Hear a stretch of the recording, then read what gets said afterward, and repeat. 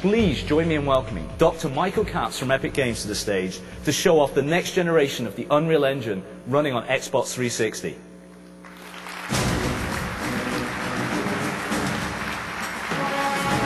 Michael, great to have you. Thanks, Chris. And I'm going to leave the audience in your capable hands. I'll do what I can. I appreciate it, sir. Totally have to buy a Zune now. Okay, I'm Mike Capps. I'm the president of Epic Games. I hope there's a few Xbox fans in the audience today. Not one? All right. But you may remember a game we made for the Xbox called Gears of War that we did with Microsoft. We've had really good success. Thanks! I'm kind of proud of it. So we've had really good success with Gears and also Unreal Tournament. But as Chris mentioned, that's not all we do.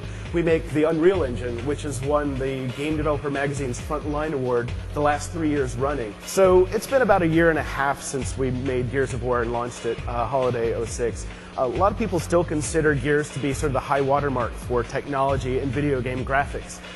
But we've been pretty busy since that 18 months ago when we launched the game. We've added a lot of awesome new features to the Unreal Engine, and we've really optimized it for the Xbox 360. So I want you all to do a little thought experiment and imagine what Gears of War might look like if we were to launch it today. And I'm going to bring Tim Sweeney out. He's our CEO, and he's going to give you a glimpse into that future, tell you about the Unreal Engine. Thanks, Mike. So now we're going to show you some of the things we've been working on since we shipped the original Gears of War game. We never stop working on new features in the Unreal Engine. It's always a work in progress. We're always adding more. So one of the major new things we've added is ambient occlusion technology. This technology enables us to add much more realistic dynamic shadows to scenes using a pixel shader technique. So a pixel shader traverses every single pixel in the scene and looks at how light reflects around and uses that to generate much more realistic shadow highlights on the objects in the scene. So you see much more definition in individual objects and they pop out from the backgrounds. This technique works for characters as well. We've done significant work on the character pipeline. On the left here you see Marcus Phoenix as he appears in Gears of War. And on the right he's being rendered in our new character pipeline. You see there's much greater contrast in the shadows, much greater specular lighting bouncing off of the thing. You see a lot more detail in the character overall. It is also a lot more efficient and enables us to render a lot more characters in scenes. If you remember in Gears of War, you fought the Locust Horde, where the Horde consisted of maybe like 5 or 6 locusts. But now we can really build scenes containing hordes of creatures. And here we have over 100 creatures running around in real time using flocking technology.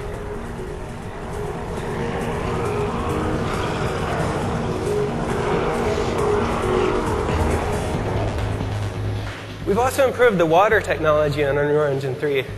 Besides the realistic water physics simulation running underneath, we also have realistic specular and environment reflections bouncing off of the water. So it captures much more of the realistic liquidy feel you see there.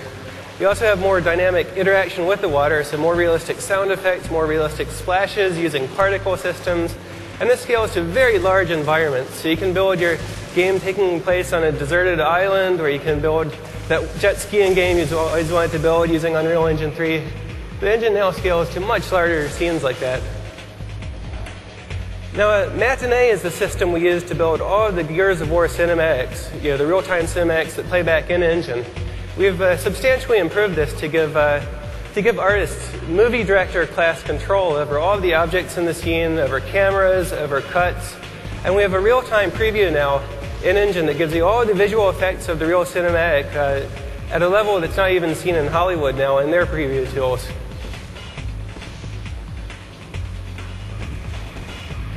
We've also incorporated Aegea's soft body physics simulation tool, which enables us to simulate objects that are realistically elastic and fluidy, like you see with this cube of meat we built here. You can see the player can interact with that, push little pieces of it around, and it's all very elastic and buoyant. This also scales well to fluids. So here you have fluids moving around with viscosity and surface tension, retaining their shape. This enables artists to build environments that are much more organic and real-worldish. You can also destroy them. thing that we do after we spent a few years building a beautiful game world, the first thing gamers want to do is blow it up. And now they can do that. So we've implemented some real-time structural analysis tools in Unreal Engine 3 that can determine how objects break apart into pieces given stresses and strains. And here we've applied that so that we have a building built out of concrete with a steel structure underneath. And you can see the player can go around and blow holes in the concrete, destroy the structure of the level, while the steel remains underneath. This is just one of the tools that enables designers to create far more realistic and destructible environments in future games. And these are just a few of the things we've been working on in Unreal Engine 3. We expect to have a lot more over the coming years as we learn to take more and more advantage of the Xbox 360's hardware power. Thank you.